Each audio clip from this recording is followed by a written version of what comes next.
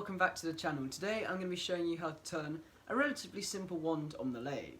Now it's an incredibly hot day today, so I started this morning and I'm filming the voiceover bits and these bits now. Now this project was really fun to do. I did it on my brand new lathe, which is really cool. It's the first project I've ever done on this new lathe. It's turned out of a simple piece of oak. It was just some square stock I had lying around. It was probably about 3/4 of an inch square stock, and I've just turned it into a very simple 11-inch wand. Really great fun and good practice using the spindle gouge and the spindle roughing gouge, which is one of the main reasons I wanted to create the wand in the first place. I thought about using the skew to do it, but I've done quite a lot of projects with the skew and I thought I haven't really done that much with the spindle gouge, and it's a tool I really would like to learn to use better, so I thought this would be an excellent project to practice because there's quite a few things I can do on this. So I've done a few beads and some spheres on the bottom, and then obviously we've got the straight sections as well, which are good practice for using the spindle roughing gouge with as well. I hope you guys enjoy following along with this build. Let's get going. I started out by mounting the blank between centres on my brand new AC 370WR woodturning lathe. Now this was the first time I've ever used a variable speed lathe, and this was the first ever project I did on this lathe. But it was really great fun, and I hope you guys enjoy it as much as I enjoyed making it. The first step to this project is to rough out the blank. Now I used a spindle roughing gouge to do this, and you could of course knock off the corners or plane them so that it's already octagonal, which would reduce the wear on your tools and make it a little bit easier, but to be honest, the spindle roughing gouge is just as quick. Then I used the parting tool to mark some lines behind the centres, and this just stopped me going through them or hitting them with the tool, and basically created what my usable blank was, which was about 10.8 inches to be precise, but it doesn't really matter for this purpose.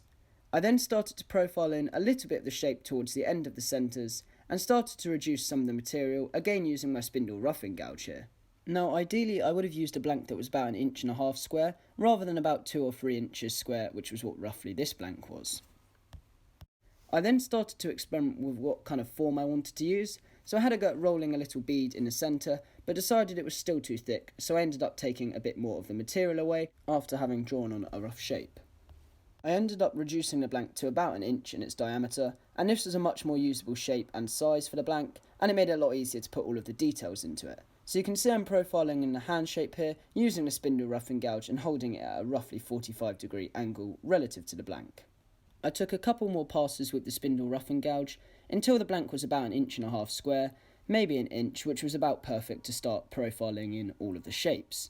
I then used my spindle gouge to create a nice pommel to the bottom of this wand, and then I started to create spheres and just texture, to be honest. There's no specific shape or size that you have to do these wands. I was just having a bit of fun and experimenting with all of the different shapes I could create.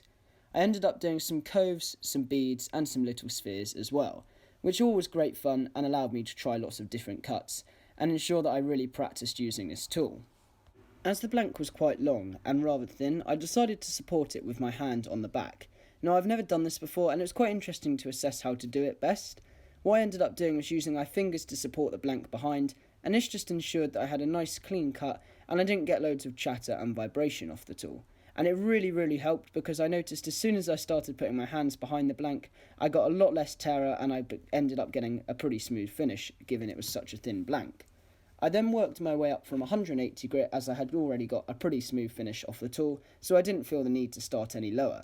I then moved up to 240 grit, 320 grit, and finally a 400 grit, which just basically finishes it off, and then I usually add a little bit of 1500 at the end, which isn't particularly necessary, but I like to do it anyway.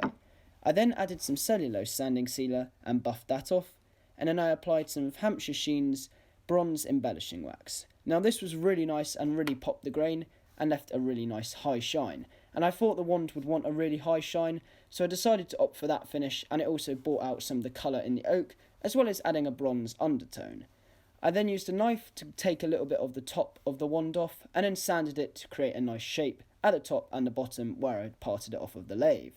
Lastly, I added some cellulose sanding sealer and some bronze embellishing wax to the top and bottom of the wand. Thank you very much for watching this video. I really hope you enjoyed it. I had an absolute blast making this wand. It wasn't the easiest project I've ever done, and it wasn't the hardest. It was just about in the middle. But it was really fun, and I definitely got lots of practice using the spindle gouge and the spindle roughing gouge. Now this was just turned from a simple piece of oak, and I definitely want to experiment using more difficult techniques, so things like texturing, colouring, and a bit of hand carving as well. And something like that can very easily and quickly be done on a wand, So for example, I could have made this from a few pieces of wood. I could have had a purple heart handle, and I maybe could have ebonized a piece of oak for the top part. I could have maybe done some other things, so texturing it. I could have put a Dremel attachment into my Dremel, and I could have carved some intricate grooves or something like that into the wand. But these are all things that I can practice and do on another wand, because they don't take very long to do. I reckon I did this in about an hour from start to finish, and that includes setting up the lathe a little bit more as well. And to be honest, once you've got the hang of everything, you could probably do one of these in about 15 minutes. So I'm definitely going to be doing some more complicated ones in the future, so if you like this sort of project, let me know, and I'll be sure to do some more very soon.